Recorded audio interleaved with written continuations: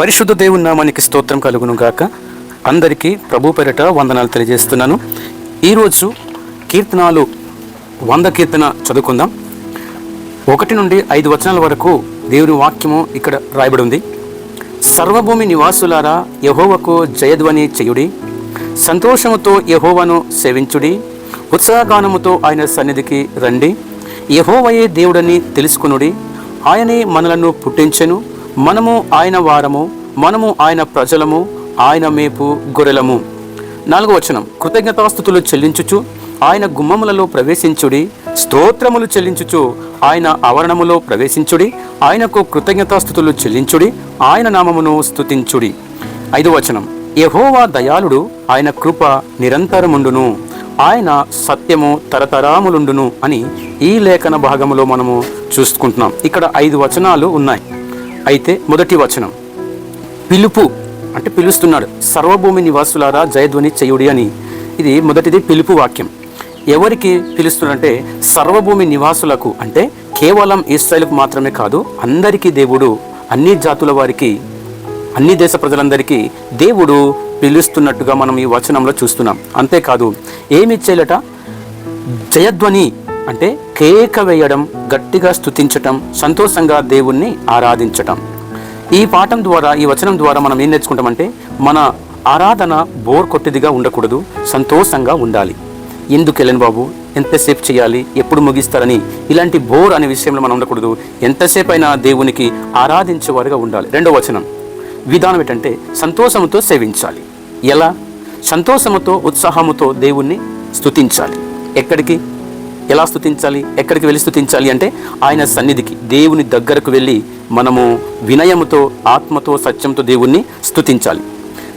ఈ వచనం ద్వారా, 2వ వచనం ద్వారా మనం తెలుసుకోవాల్సిన పాఠం ఏంటంటే, 2వ వచనంలో మనం నేర్చుకోవాల పాఠం ఏంటంటే దేవుని బలవంతంగా సేవించకూడదు, ముఖం చిన్నబెట్టుకుని కాదు, ఆట పాడుతూ నవ్వుతూ సేవించాలి, స్తుతించాలంట. ఎవరో బలవంతంగా పెడితే మనం సేవించకూడదు. ఆరాధించండి ఆరాధించండి అని చెప్తే కాదు, నీ అంతటి నీవు స్వేచ్ఛగా మనస్ఫూర్తిగా ఆరాధిస్తే అది దేవునికి నీకున్న కనెక్షన్ అన్నమాట.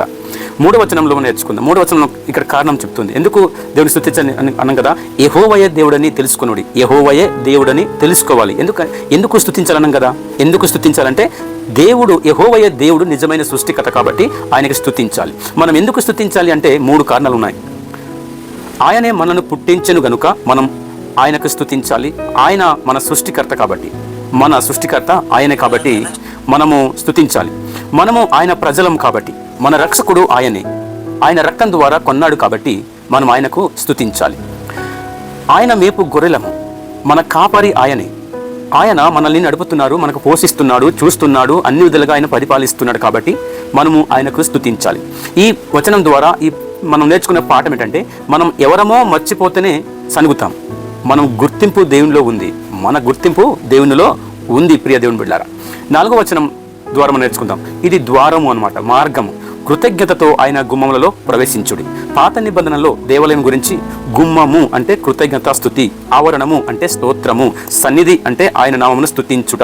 ఈ వచనం ద్వారా మనం నేర్చుకోవాల్సిన పాఠం ఏంటంటే, దేవుని దగ్గరకు వచ్చేటప్పుడు మొదటి మాట ధన్యవాదాలు ప్రభువా అని చెప్పేవారుగా ఉండాలి. అడగడానికి ముందు స్తుతించాలి. మనం ఏమైతే అడుగుతామో అది దానికన్నా ముందు దేవునికి స్తుతించాలి. ప్రియ దేవుని బిడ్డలారా, ఇక 5వ వచనం కారణం, యెహోవా దయాళుడు. అంటే ఎందుకు స్తుతించాలి అన్నాం కదా, దానికి కారణం ఏంటంటే యెహోవా దయాళుడు. మనం ఎందుకు స్తుతి ఆపకూడదు, దానికి 3 లక్షణాలు ఉన్నాయి. దేవుడు దయాళుడు కాబట్టి, ఆయన కృప నిరంతరం ఉంటుంది కాబట్టి, సత్యము తరతరం ఉంటుంది కాబట్టి ఆయనకు స్తుతించాలి. ఆయనను మంచితనం, ఆయన ప్రేమ, కృప నిరంతరం ఉండునంటే ఆయన ప్రేమ ఎప్పటికీ తరగదు, ఎప్పటికప్పుడు అలాగే ఉంటుంది. నిన్న నేడు రేపు ఒకటే రీతిగా ఉన్న దేవుడు, ఆయన ప్రేమ ఎప్పుడు ఒకటే ఉంటుంది. సత్యమును తరతరంలో ఉండును, ఆయన వాగ్దానము ఎప్పటికీ నిలుస్తాయి. ఇక్కడ 3 పాయింట్. ఎవరిని స్తుతించాలి? యెహోవాను, సర్వభూమికి దేవుడు కాబట్టి.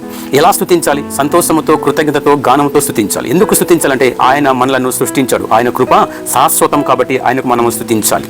ప్రియ దేవుని బిడ్డలారా, ఇక్కడ మనము నేర్చుకోవాల్సిన విషయం చాలా తెలుసుకున్నాం. కృతజ్ఞతలు చెల్లించుతూ ఆయన గుమ్మములో ప్రవేశించండి అని దేవుని వాక్యంలో మనకు రాయబడింది. కాబట్టి ఎందుకు స్తుతించాలి, ఎలా స్తుతించాలి, ఎవరిని స్తుతించాలనే విషయము మీకు క్లుప్తంగా వివరించి చెప్పడం జరిగింది.